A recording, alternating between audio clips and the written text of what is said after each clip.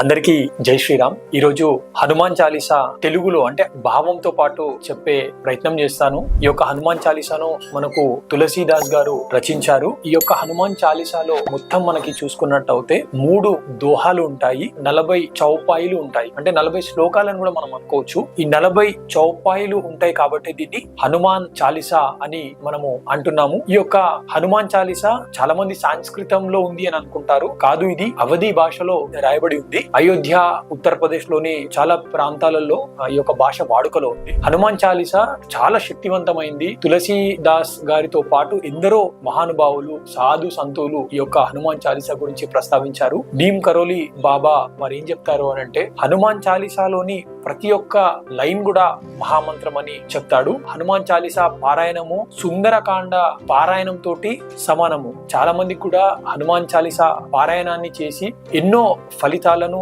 ఎన్నో అనుభూతులను పొందారు. ఈ యొక్క హనుమాన్ చాలీసాలో తులసీదాస్ గారు ఆంజనేయ స్వామి యొక్క కీర్తిని, ఆయన యొక్క శక్తిని, వైభవాన్ని వర్ణిస్తాడు. కాబట్టి ఇప్పుడు మనము ముందుగా దోహాలతోటి, అంటే వీటిని మనము ప్రార్థనా శ్లోకాల కింద తీసుకోవచ్చు. మొదటి 2 దోహాలను ఈ యొక్క దోహాలతోటి మనము హనుమాన్ చాలీసా ప్రారంభం చేద్దాం. ప్రతి ఒక్కరు కూడా ఒకటి గుర్తుపెట్టుకోవాల్సిన విషయం ఏంటి అంటే, హనుమాన్ చాలీసాలో ఏదైతే ప్రతి చౌపాయి లేదా దోహా ఇవి ఉంటాయి కదా, ఒకదానికి ఒకటి మనము లింక్ చేయకుండా వీటిని చూడాలి. ఎందుకు అంటే, ఒక శ్లోకంలో దాని గురించి కంప్లీట్ ఇన్ఫర్మేషన్ ఉంటుంది, దెన్ ఇంకొక శ్లోకంలో కంప్లీట్ ఇన్ఫర్మేషన్ దాని గురించి మాత్రమే ఉంటుంది. మొదట మనము ఇప్పుడు దోహాల నుంచి స్టార్ట్ చేద్దాం. స్టార్ట్ చేసే ముందు ఎవరైనా సరే హనుమాన్ చాలీసా పఠించే ముందుగా మనసులో గణపతిని నమస్కరించుకోవాలి. అదే విధంగా శ్రీ రామచంద్రుడిని మనసులో స్మరిస్తూ ఆంజనేయ స్వామిని కూడా స్మరించిన తర్వాత మన యొక్క గురువులు ఎవరైతే ఉంటారో, మనం గురువు అనుకుంటే వాళ్ళని స్మరించాలి. లేదా భగవంతుని మీరు మీ ఇష్ట దైవాన్ని స్మరించుకొని మనము మొదలు పెట్టొచ్చు. నేను మా గురువు అయిన శ్రీ చైతన్య ఆనంద మహారాజ్ స్వామి గారికి కూడా ప్రార్థిస్తూ ఈ యొక్క హనుమాన్ చాలీసాను ప్రారంభిస్తున్నాను. మొదట మనము మొదటి దోహాతోటి ప్రారంభం చేద్దాం. మొదటి దోహా: శ్రీ గురు చరణ సరోజ రజ నిజ మన ముకుర సుధారి వరనో రఘువర విమల యశ జోధాయక పలచారి. దీని యొక్క భావం ఏంది అని అంటే, హనుమాన్ చాలీసా ప్రారంభించే ముందు శ్రీ గురు దేవుల పాద పద్మముల ధూళితోటి అద్దము లాంటి నా మనస్సుని పరిశుభ్రం చేసుకుంటుండు. మానవ మాత్రమైన మన అందరి మనసులు కూడా రాగద్వేషాలతోటి, అధర్మబద్ధమైన కోరికలతోటి, మొత్తం కూడా ఇలాంటి ధూళితోటి అద్దం అనేది పరిశుభ్రంగా లేదు. కాబట్టి మహాత్ములు గురువుల యొక్క ధూళి ఉంటుందో, వాళ్ళ ధూళిని మనము టచ్ చేసినంత మాత్రాన మన మనస్సు కూడా చాలా పవిత్రం అయిపోతుంది. అప్పుడు మనము భగవంతుని నామస్మరణ చేసినా సరే మనస్సుతోటి మనం రామ అంటే రాముడు మన కళ్ళ ముందు కనిపించేస్తాడు. గురుదేవుల యొక్క ధూళితోటి శుద్ధం చేసుకున్న తర్వాత ఏం చెప్తున్నారు తులసీదాస్ గారు అని అంటే, మనకు చతుర్విధ ఫలములు ఇచ్చే శ్రీ రామచంద్రుని యొక్క కీర్తిని, వరనో రఘువర విమల యశ ధర్మార్థ కామ మోక్ష ఫలములు ఇచ్చే శ్రీ రామచంద్రుని యొక్క కీర్తిని నేను ప్రస్తావిస్తున్నా అని తులసీదాస్ గారు చెప్తున్నారు. మనం హనుమాన్ చాలీసా చేస్తున్నాం, కానీ తులసీదాస్ గారు ఏం చెప్తున్నారు? నేను శ్రీ రామచంద్రుని యొక్క కీర్తిని చేస్తున్నాను అని చెప్తున్నాడు. ఎక్కడెక్కడైతే రామనామం ఉంటుందో, ఎక్కడెక్కడైతే రాముని యొక్క గానం చేస్తారో అక్కడ నువ్వు వెళ్ళాలి అని అంటే ఆంజనేయ స్వామి వస్తాడు. సో హనుమంతుని గురించి, ఆయన కీర్తి గురించి నేను చెప్తే హనుమంతుడు వస్తాడో రాడో కదా, అందుకే రాముని గురించి చెప్తే తప్పకుండా ఆంజనేయ స్వామి వస్తాడు అని చెప్పి తులసీదాస్ భావించి మొదటగా రామచంద్రుడి యొక్క కీర్తిని నేను చెప్తున్నా అని చెప్పి ఈ యొక్క మొదటి దోహాలో చెప్తాడు. ఇది మొదటి దోహా. రెండో దోహా మనము తీసుకున్నట్టయితే, బుద్ధిహీన తనుజానికే సుమిరౌ పవన కుమార్ బలబుద్ధి విద్యా దేహు మొహి హరహు కలేశ వికార్. దీని యొక్క అర్థం ఏంటి అని అంటే, బుద్ధిహీనమైన ఈ శరీరాన్ని నేను తెలుసుకొని నిన్ను స్మరిస్తున్నా. ఓ ఆంజనేయ స్వామి, నువ్వు నాకు ఏమి కూడా ఇవ్వకు స్వామి, నువ్వు నాకు ఒక 3 మాత్రమే ఇవ్వమని తులసీదాస్ గారు అడుగుతున్నారు. బలాన్ని ఇవ్వండి, దాంతో పాటు బలమే కాకుండా స్వామి నాకు బుద్ధిని కూడా ప్రసాదించు స్వామి. ఎందుకంటే బలం ఉన్నా సరే మన ఆలోచన అంటే మంచి ఆలోచనలు వచ్చేటట్టు నాకు మంచి బుద్ధిని ఇవ్వండి స్వామి అని తులసీదాస్ గారు స్వామిని అడుగుతున్నాడు. అదే విధంగా విద్య, నార్మల్ గా మనం చదివే అకాడమిక్స్ కాకుండా పరులకు ఉపయోగపడే మంచి విద్యను కూడా నాకు ఇవ్వండి అని చెప్పి ఎవరిని తులసీదాస్ గారు శ్రీ ఆంజనేయ స్వామిని స్మరిస్తున్నారు. అదే ఈ యొక్క శ్లోకం. సో దీనితోటి మనకి మొదటి 2 దోహాలు పూర్తయ్యాయి. ఇప్పుడు మనము హనుమాన్ చాలీసాలోని చౌపాయిలకి మనం వెళ్దాం. శ్లోకాలను కూడా మనం తెలుగులో అనుకోవచ్చు. ఇప్పుడు మనము మొదటి చౌపాయిని చూద్దాం. జయ హనుమాన జ్ఞాన గుణ సాగర జయ కపీశ తిహులోక ఉజాగర. దీని భావం ఏంటి అంటే, జ్ఞాన సాగరుడు అయిన ఓ హనుమంత నీకు జయము స్వామి, ముల్లోకములను ప్రకాశింపజేసే ఓ స్వామి నీకు జయము. ఆంజనేయ స్వామి అయిన జ్ఞానము ఎట్లాంటిదంటే సముద్రం వంటి జ్ఞానము, దాంతో పాటు సముద్రం అంత పెద్ద మంచి గుణాలు ఆంజనేయ స్వామికి ఉన్నాయి కాబట్టి ఓ ఆంజనేయ స్వామిని అలా ఆయన పోలుస్తూ స్వామికి ఏం చెప్తుందంటే జయము జయము అంటుండే ఎవరు తులసీదాస్ గారు. అదే విధంగా ముల్లోకములను ప్రకాశింపజేయు ఓ కపీశ్వర అంటే 3 లోకములు ఏవైతే మనకి స్వర్గలోకము, భూలోకము, పాతాళ లోకము, ఈ 3 లోకాలను కూడా నీ యొక్క తేజస్సుతోటి నువ్వు ప్రకాశింపజేసే ఓ కపీశ్వర నీకు జయము అని చెప్పి తులసీదాస్ గారు ఈ మొదటి చౌపాయిలో చెప్తున్నారు. అదే విధంగా తరువాతి చౌపాయి మనము చూసుకుంటే రామదూత అతులిత బలదామ అంజనీ పుత్ర పవనసుత నామ.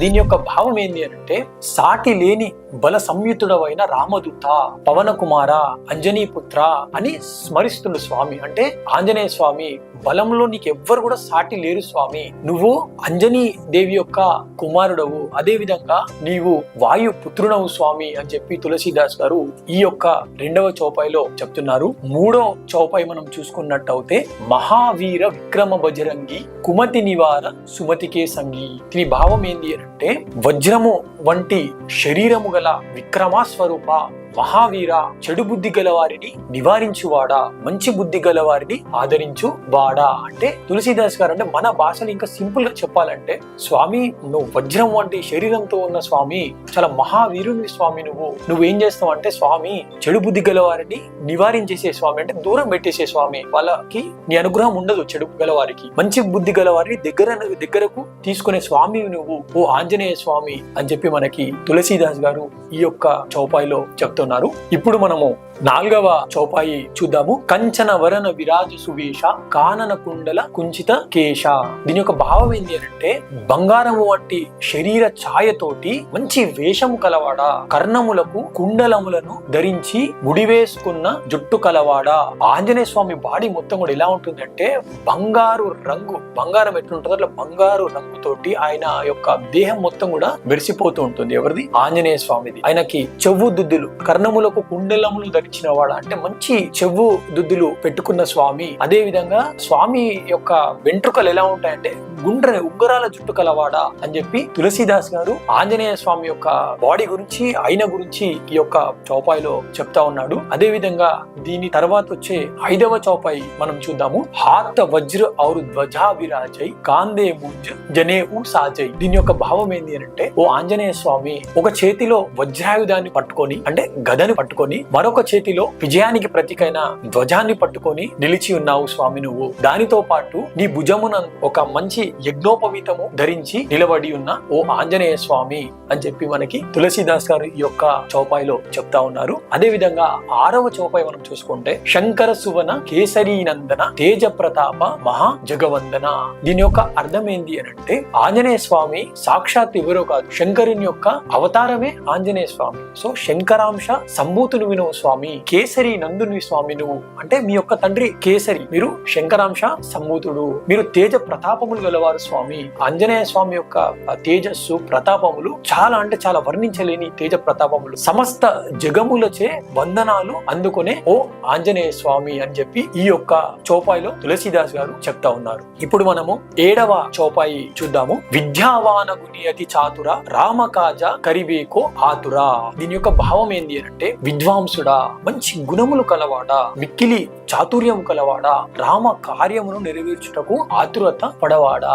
ఆంజనేయ స్వామి గురించి ఏం చెప్తున్నాడు అంటే, స్వామి నువ్వు మంచి విద్వాంసుడవు స్వామి, దాంతో పాటు కేవలం విద్య కాదు, ఎక్కడ ఏ పని చేయాలి ఎక్కడ ఏ పని చేయొద్దు అని మిక్కిలి చాతుర్యము గలవాడి స్వామి నువ్వు. రామ కాజ కరివేకో ఆతుర అంటే, శ్రీ రామచంద్ర ప్రభు యొక్క ఏ పనన్నా సరే చేయాలి అని అంటే చాలా ఉత్సాహంగా ఉంటావు నువ్వు, చాలా ఎనర్జెటిక్ గా ఉంటావు. అందుకే మొత్తం రామాయణం కూడా మనం చూస్తే ఆంజనేయ స్వామి రాముడు ఏ పని చెప్పినా సరే నో అని చెప్పి ఎక్కడ కూడా చెప్పలేడు. ఎందుకంటే స్వామి ఏ పని చెప్పినా సరే రామ కార్యం ఏమంటే అందరికంటే ఫస్ట్ చాలా ఎనర్జెటిక్ ఎవరు ఉంటారు అంటే ఆంజనేయ స్వామి ఉంటాడు. అదే ఇక్కడ తులసీదాస్ గారు ప్రస్తావించారు. 8వ చౌపాయి చూద్దాము. ప్రభు చరిత్ర సునివేకో రసియా రామలఖన సీతామన వసియా.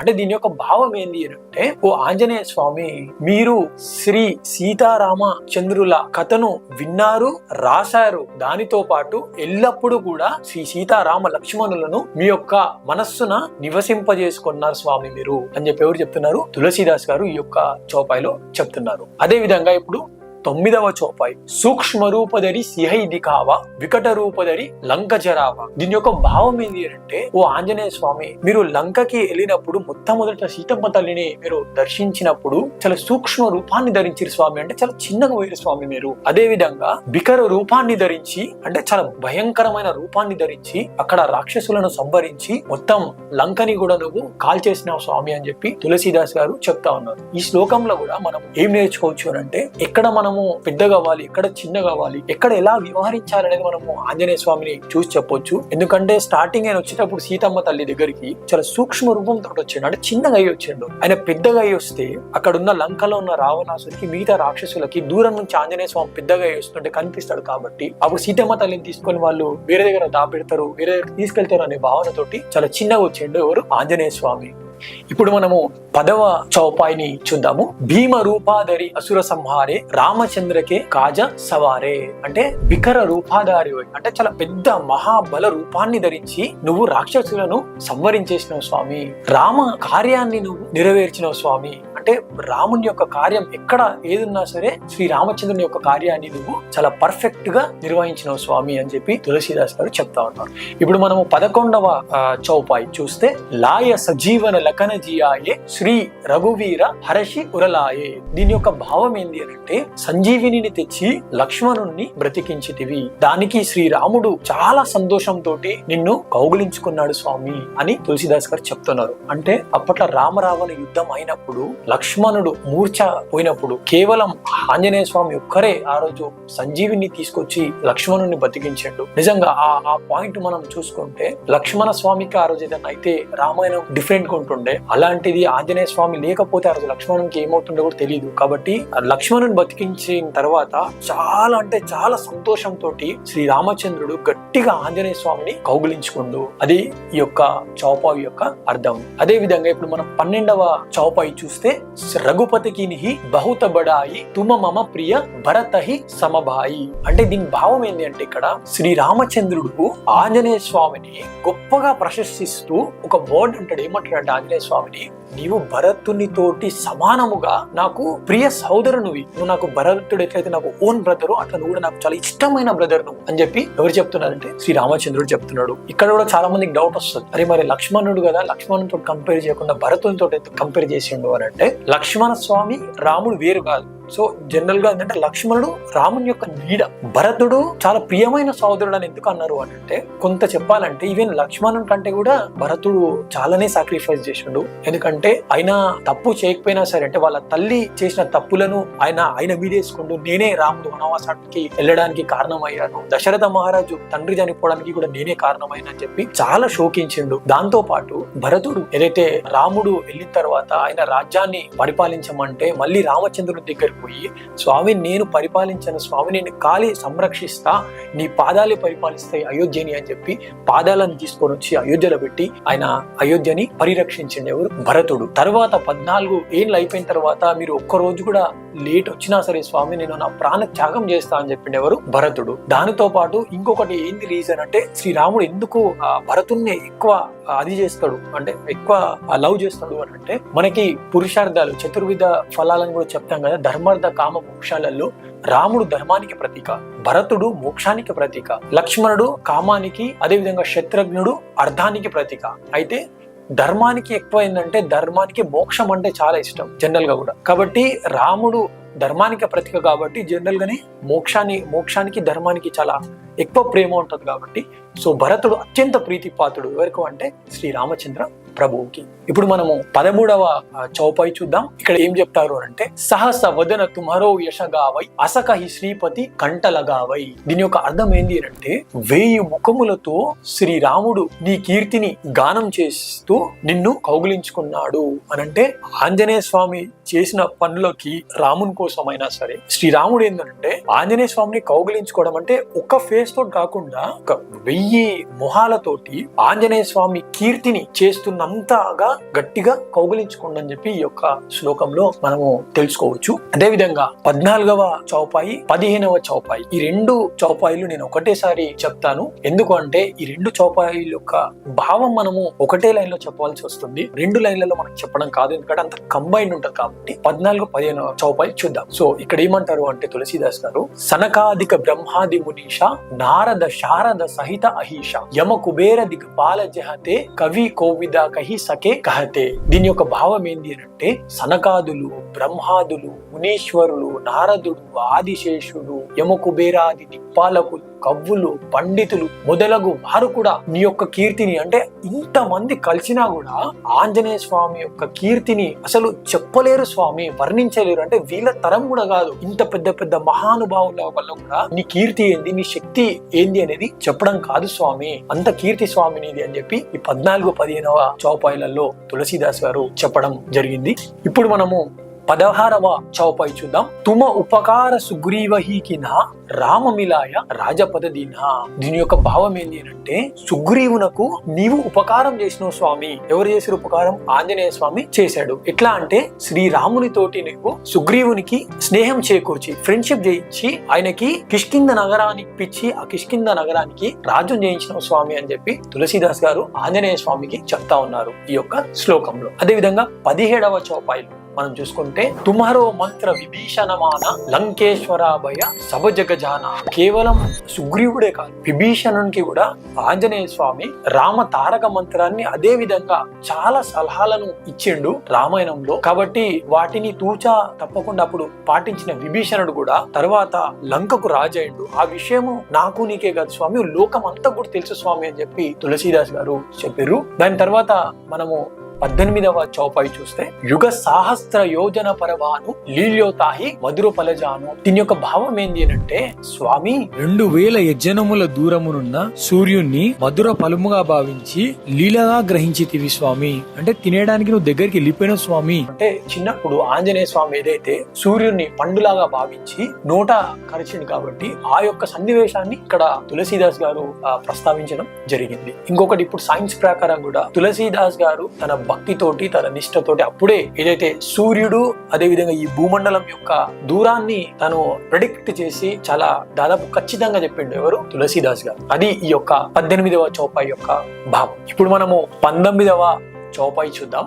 ప్రభు ముద్రిక మేలి ముఖామహి జలది లాంగి గయే అచరజ నహి. దీని యొక్క అర్థం ఏంటి అంటే ఓ ఆంజనేయ స్వామి మీరు శ్రీ రామచంద్ర ప్రభు యొక్క ముద్రికను అంటే శ్రీ రామచంద్రుడు మీకు ఇచ్చిన ఉంగరాన్ని నోట నుంచుకొని అంటే నోట కరచి నోటిలో పెట్టుకొని జలదిని అంటే సముద్రాన్ని నువ్వు క్రాస్ చేసినావు కదా స్వామి. దీంట్లో ఎటువంటి ఆశ్చర్యం కూడా లేదు స్వామి, నువ్వు చాలా ఈజీగా చేస్తావు. దట్టు శ్రీరాముడు ఇచ్చిన ఉంగరాన్ని నువ్వు నోట్లో పెట్టుకొని చాలా వేగంతో సముద్రాన్ని దాటేసినావు స్వామి అని చెప్పి ఈ యొక్క శ్లోకంలో మనకి చెప్తా ఉన్నారు. దీని తర్వాత 20వ చౌపాయి దుర్గమ కాజ జగతికే జయ సుగమ అనుగ్రహ తుమరే తేతే. దీని యొక్క భావం ఏంటి అంటే స్వామి ప్రపంచంలో ఏదైతే దుర్గమైన కార్యం ఉందో అంటే ఏదైతే ఇంపాసిబుల్ అసాధ్యమైన కార్యం ఉందో స్వామి నీ అనుగ్రహం జస్ట్ మీ అనుగ్రహము మీ ఆశీర్వాదం ఉంటే ఆ పని చాలా ఈజీ అవుతుంది స్వామి అని చెప్పి తులసీదాస్ గారు చెప్తా ఉన్నారు. ఇది దీని యొక్క భావం. అదే విధంగా 21వ చౌపాయి మనం చూస్తే రామ దువారే తుమరఖవారే హోతన ఆజ్ఞ వినుపైసారే. దీని యొక్క భావం ఏంటి అంటే ఓ ఆంజనేయ స్వామి రామ ద్వారమునకు మీరు కాపలా కాయువాడవు. అంటే ఎంట్రన్స్ రామ ద్వారం ఏదైతే ఉంటుందో అక్కడ మీరు కాపలా కాస్తారు స్వామి.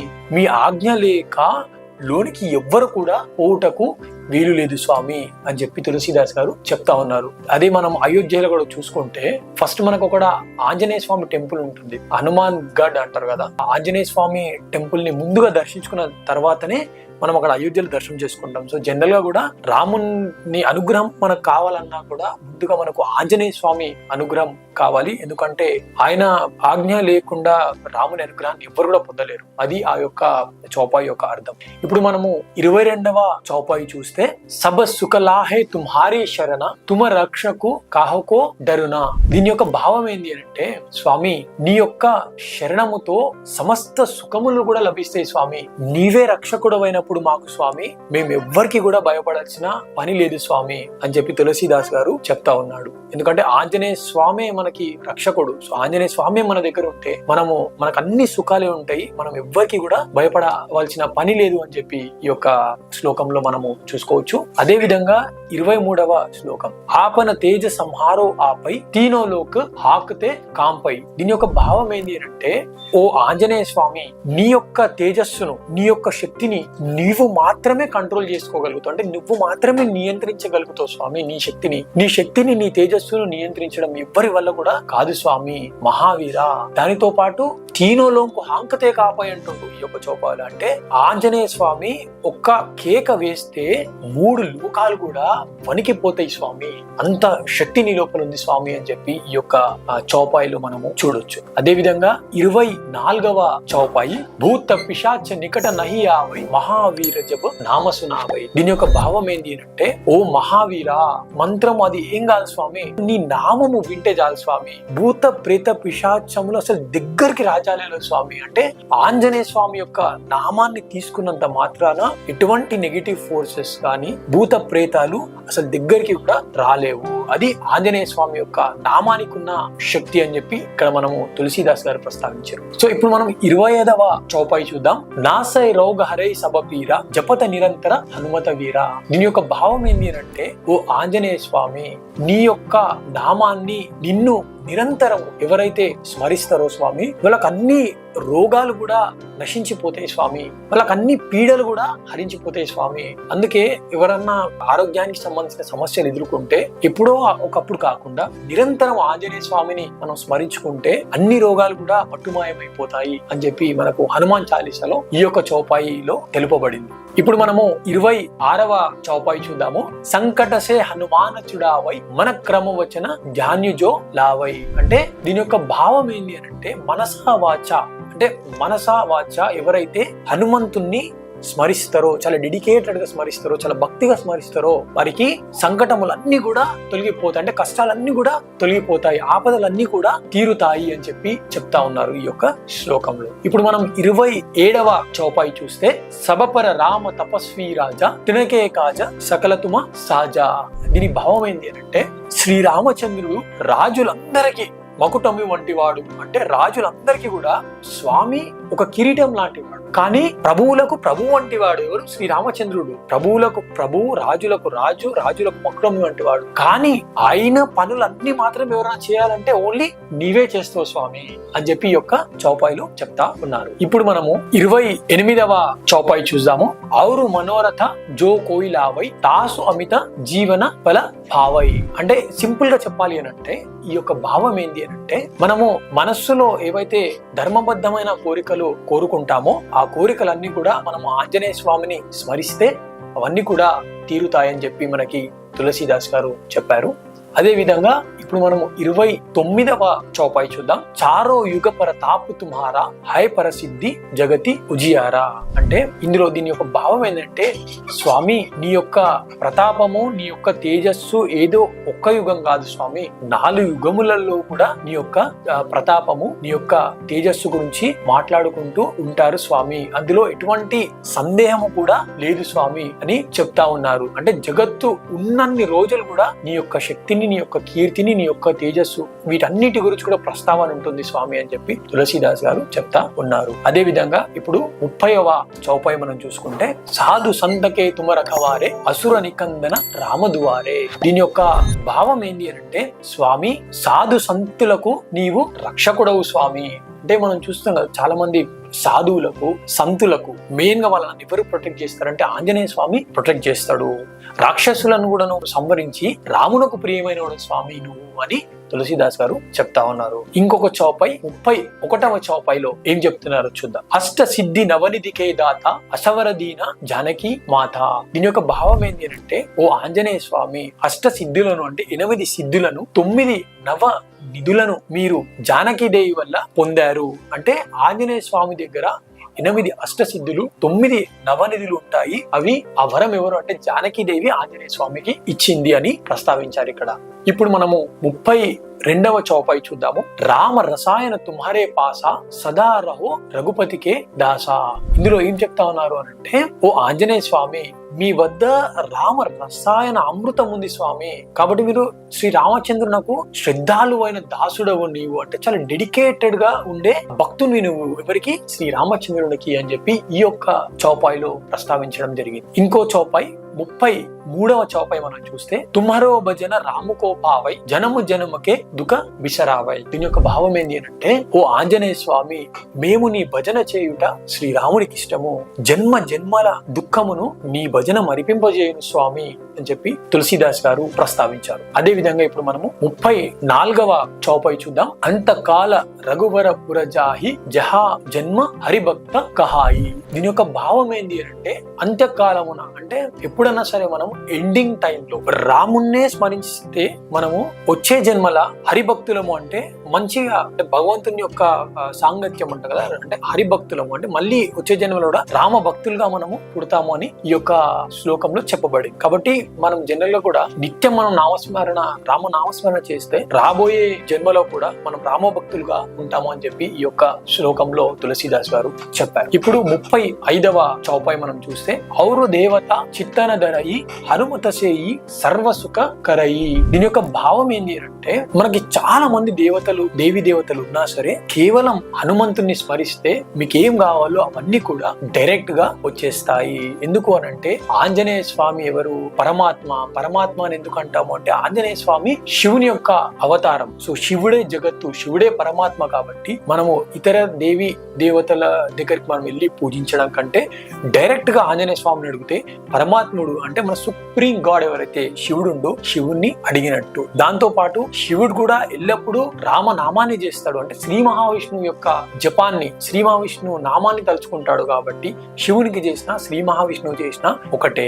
ఆంజనేయ స్వామి ఒక్కరికి చేస్తే మనము స్మరిస్తే వాళ్ళిద్దరిని స్మరించినట్టే. కాబట్టి ఆ యొక్క శ్లోకం ఈ యొక్క విధంగా చెప్పబడింది. ఇప్పుడు మనము 36వ శ్లోకం చూద్దాం. సంకట కటై మిటై సబపీరా జో సుమీరే హనుమత బలవీరా. దీని యొక్క అర్థం ఏంటి అంటే, బలవీరుడైన ఆంజనేయ స్వామిని ఎవరైతే నిరంతరం స్మరిస్తారో వాళ్ళకి సంకటాలు అంటే కష్టాలన్నీ కూడా తొలగిపోతాయి, వాళ్ళకి ఆపదలు అన్ని కూడా తొలగిపోతాయి అని చెప్పి ఈ యొక్క శ్లోకంలో చెప్పబడి ఉంది. ఇప్పుడు మనము 37వ చౌపాయి చూద్దాం. జై జై జై హనుమాన్ గుసాయి కృపాకరో గురు దేవుకి నాయి. అంటే ఇక్కడ ఏం చెప్పారు తులసీదాస్ గారు అంటే, హనుమత్ ప్రభువునకు జయ జయలు, అంటే ఆంజనేయ స్వామికి జయ జయలు. గురు దేవుని వలె ఓ ఆంజనేయ స్వామి నా మీద కృప చూపించు స్వామి అని చెప్పి తులసీదాస్ గారు చెప్పారు. అదేవిధంగా ఇప్పుడు 38వ చౌపాయి మనం చూసుకుంటే, జో శతభార పాటకర కోయి చూటహి బంద్ మహా సుఖ ఓయి. దీని యొక్క భావం ఏంటి అంటే, ఎవరైతే హనుమాన్ చాలీసాను 100 సార్లు చదువుతారో వారికి సంకటములన్నీ కూడా తొలగిపోతాయి, వాళ్ళకి విశేషమైన ఫలం కలుగుతుంది అని చెప్పి ఇక్కడ తులసీదాస్ గారు ప్రస్తావించడం జరిగింది. సో 100 సార్లు లేదా 108 సార్లు ఎవరైతే హనుమాన్ చాలీసాను ఒకే ఆసనంపై కూర్చొని లేవకుండా ఎవరైతే చేస్తారో వారికి విశేష సిద్ధి కూడా కలుగుతుంది. ఇప్పుడు మనము 39వ చౌపాయిని చూద్దాం. జౌ యహ పడే హనుమాన చాలీసా హోయ సిద్ధి సాకి గౌరీసా. దీని యొక్క భావం ఏంటి అంటే, హనుమాన్ చాలీసా ఎవరైతే చదువుతారో వాళ్ళకి విశేష ఫలితం కలుగుతుంది అని చెప్తున్నాడు. దీనికి ఎవరు గ్యారంటీ అంటే, గౌరీశుడు ఎవరు అంటే, గౌరీ మాతను నెత్తిలో పెట్టుకున్న వాడు ఎవరు? మన శివుడు. దీన్ని గ్యారంటీ ఎవరు తీసుకుంటారు అంటే శివుడే దీనికి గ్యారంటీ అని చెప్పి ఈ యొక్క చౌపాయిలో తులసీదాస్ గారు ప్రస్తావించడం జరిగింది. ఇప్పుడు మనము 40వ చౌపాయి చూద్దాం. అంటే ఇది చివరి చౌపాయి చూద్దాం హనుమాన్ చాలీసాలో. తులసీదాస సదా హరిచేరా కీజయనాథ హృదయ మహా డేరా. దీని యొక్క భావం ఏంటి అంటే తులసీదాసు ఎప్పుడు కూడా హరిదాసే, ఓ నాథ నీవు నా హృదయం నందు నివసింపుము. అంటే దీని భావం ఏంటి అంటే హనుమాన్ చాలీసా తులసీదాస్ గారు ఎలా అయితే చేశారో మనం కూడా ఎప్పుడు తులసీదాస్ గారు కాదు, తులసీదాస్ గారు ఒక హరిదాస్ లాగా, అంటే భగవంతునికి చాలా దగ్గరగా నిరంతరం ఆయన నామస్మరణ ఆయన భక్తిలోనే ఉన్నాడు కాబట్టి తులసీదాసు నేను హరిదాసుని అని చెప్తున్నాడు. సో మనం కూడా తులసీదాస్ లాగా హరిదాసులమయ్యి ఎప్పుడు కూడా ఆంజనేయ స్వామి నామస్మరణ చేస్తూ ఉండి మనం కూడా ఆంజనేయ స్వామిని ఎప్పుడు కూడా మన హృదయమునందు నివసింప చేసుకోవాలి. ఇది ఈ యొక్క 40వ చౌపాయి యొక్క అర్థం. ఇప్పుడు మొదట 2 దోహాలు మనం అయితే ప్రార్థనా దోహాలు ఉన్నాయో ఇప్పుడు మనకి ముగింపుగా ఒక దోహా ఉంటుంది. ఆ దోహా తోటి మన హనుమాన్ చాలీసా పారాయణం పూర్తి అవుతుంది. ఇప్పుడు ఆ దోహాని చూద్దాం. ఈ హనుమాన్ చాలీసా చివర దోహా కూడా చాలా శక్తివంతమైంది.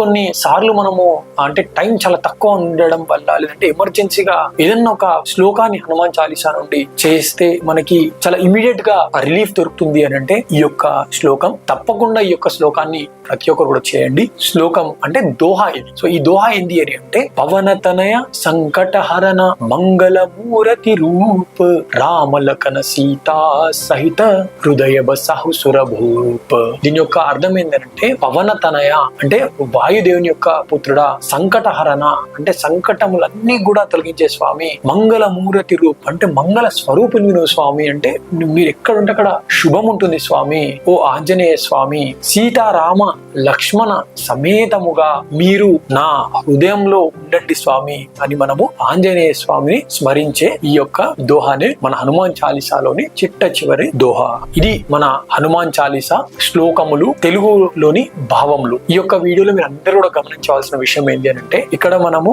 వర్డ్ టు వర్డ్ కాకుండా హనుమాన్ చాలీసాను ఒక శ్లోకం చదివి దాని యొక్క భావనను అంటే ఒక ఓవరాల్ భావనను మనం ఇక్కడ చెప్పే ప్రయత్నం చేశాము. కాబట్టి సాక్షాత్తు శ్రీ సీతారామచంద్రులను ఆంజనేయ స్వామిని స్మరించి ఈ యొక్క ప్రయత్నం నేను చేశాను. ఇందులో ఏ విధమైన చిన్న పొరపాట్లు అవి ఉంటే మీరందరూ కూడా క్షమించాలని చెప్పి మనస్ఫూర్తిగా కోరుకుంటూ మీ అందరి మీద కూడా ఆంజనేయ స్వామి ఆశీర్వాదం ఉండాలని మనస్ఫూర్తిగా కోరుకుంటున్నాను. అదే విధంగా మరొక చిన్న ఏంటి అంటే ఈ యొక్క వీడియోని ఇక్కడ మేము రికార్డ్ చేసినాము. మాకు ఈ యొక్క స్థలాన్ని అదేవిధంగా ఈ రికార్డింగ్ కి మాకు ఉచితంగా సహకరించిన keep it real with SB channel వాళ్ళకి దయచేసి వాళ్ళ ఛానల్ కూడా యూట్యూబ్ లో ఉంటుంది. మీరు వెళ్ళి మంచి వీడియోస్ ఉన్నాయి, ఆ వీడియోస్ చూడండి, సబ్స్క్రైబ్ చేసుకొని వేరే వాళ్ళు కూడా షేర్ చేస్తూ ఉండండి. అందరికీ కూడా జై శ్రీరామ్.